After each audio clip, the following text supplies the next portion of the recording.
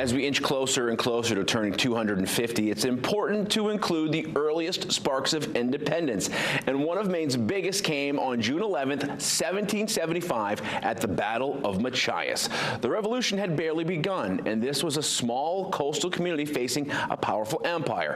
When a British ship arrived to enforce control and secure supplies, local residents didn't back down. They fought with what they had, using the harbor, their boats, and sheer determination, and captured the British vessel. It became one of the first naval engagements of the American Revolution, and it sent a message that resistance wasn't limited to the big cities. Machias proved people were willing to take risks for self-government, even when the odds were against them. Still matters today because it's part of Maine's identity: independent, resourceful, and unafraid to stand up for what we believe. A small town made a big statement, and it still echoes. Until tomorrow, I'm Brian Sullivan.